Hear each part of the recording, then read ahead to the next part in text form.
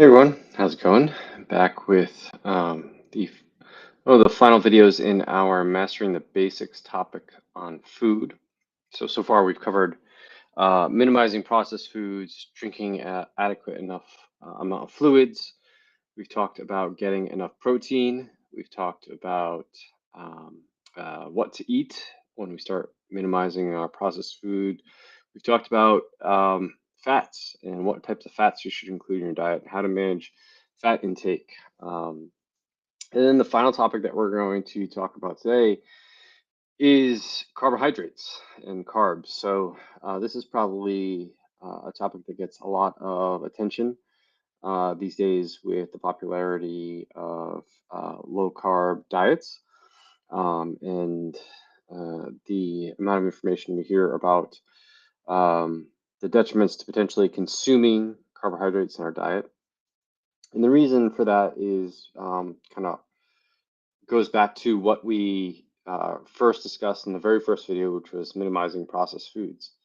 And in general, we find or we hear that processed foods contain a lot of carbohydrates. And also, the other reason why carbohydrates are getting a lot of attention lately is because sugar is a carbohydrate. And um, there's a lot of sugar in foods, especially in processed foods.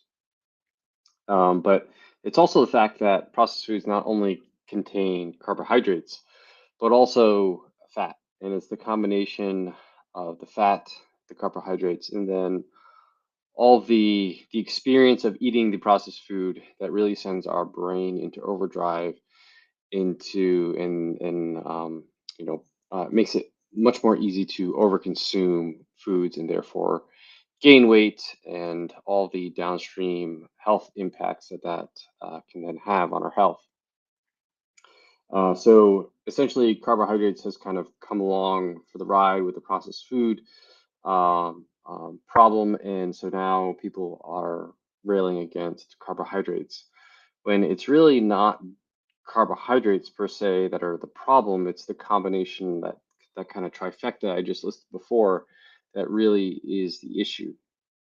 So, as you might guess by what I've said so far, I'm not going to tell you not to eat carbohydrates in this mastering the basics topic, much to um, I'm sorry to disappoint anyone that might be have been hoping to hear that from me.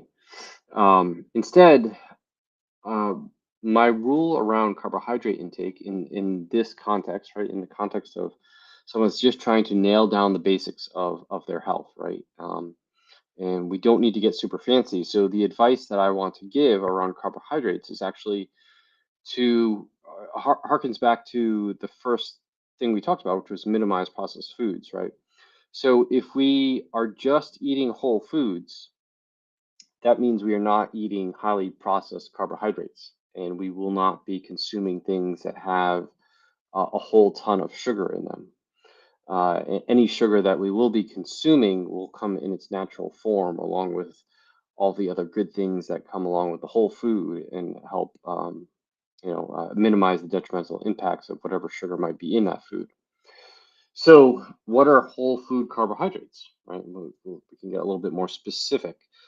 Um, so, fruit is a great example, right? So, any kind of fruit would be considered a whole food carbohydrate. Now, there are different forms of fruit, right? We can have an orange and we can have orange juice. Both of them may only contain oranges in them, but one is a highly processed form of an orange, and then the other one is the whole food form of the orange.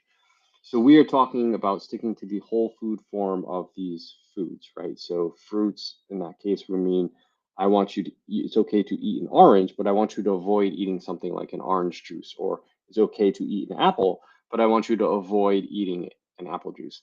It's okay to eat banana, strawberries, blueberries, that type of stuff, but it's not really the best idea to take a banana, a whole banana, two whole bananas, a whole package of strawberries, and a whole package of blueberries, and stick them in a blender and come up with some kind of shake that you then could consume, right, in a single serving. Whereas if I told you to eat two bananas, a whole package of strawberries, and a whole package of blueberries, without blending them up into a shake, you would never be able to do that, right? So you see where the issue is, right?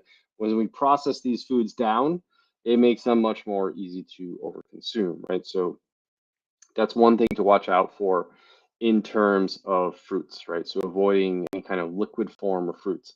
The other types of fruits or fruit that I would say you should avoid is any kind of dried fruits, right? Again, it's you really when you dry them out, you're really just left with the highly concentrated sweet stuff, right? So if you raisins or dried cranberries or dried bananas or whatever. It really shrinks the food down. So remember we talked about food volume, right? It makes it much smaller, again, taking up less space in your stomach, and it makes them much sweeter in general. So you all want to stay away from any kind of dried fruits as well. So really just the fruit in its whole form. If you're eating a whole strawberry, if you're eating a whole blueberry, whole apple, whole orange, whole pear, whole banana, whole pineapple, whole whatever, right? All good, right? Those are all fine. Other carbohydrates that I would throw in the list that you can consider eating are potatoes, whether it's a white potato, a sweet potato, purple potato, whatever. Fingerling potatoes, it doesn't matter.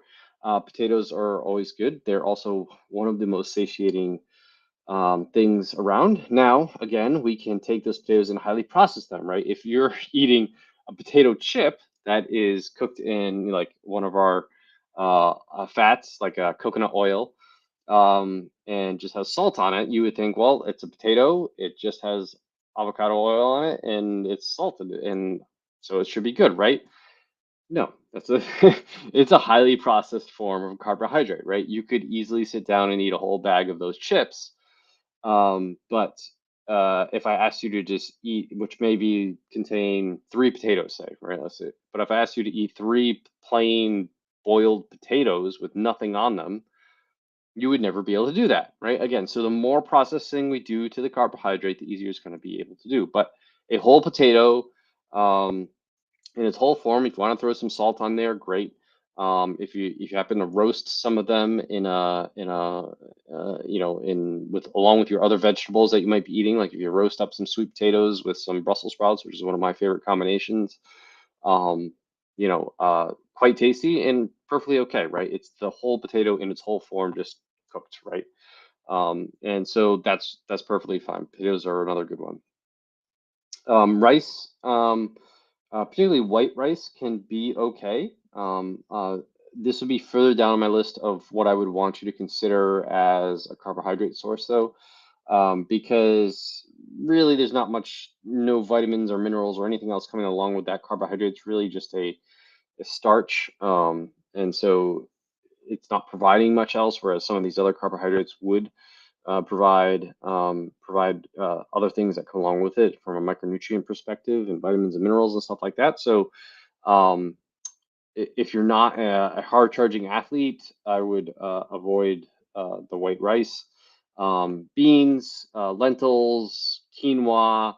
Kind of gluten free, ancient what they classify as ancient grains are also can be okay if you tolerate them. Right, a lot of people can have digestive issues with them, so if you don't really tolerate beans, you don't really tolerate, ancient grains like quinoa or lentils or those types of things, you can stay away from them. But if you happen to enjoy them and you like them and you want to have some quinoa with your salad or whatever, great. That's fine too.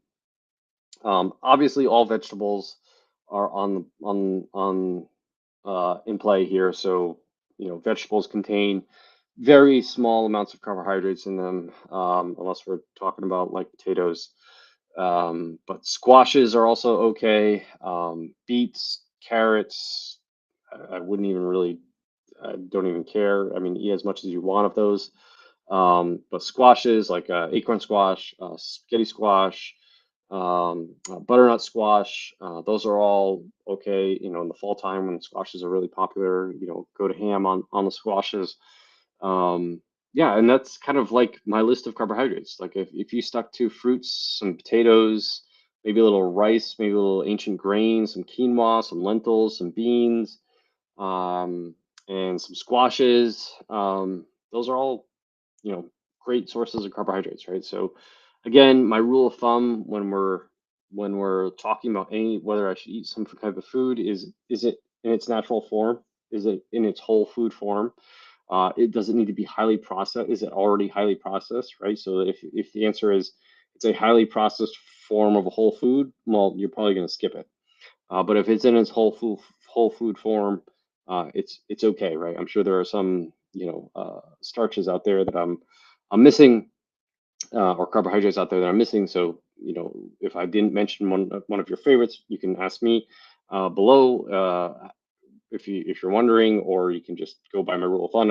If it's in a whole food form, and it comes from nature, it's not in a package or a box or some kind of container.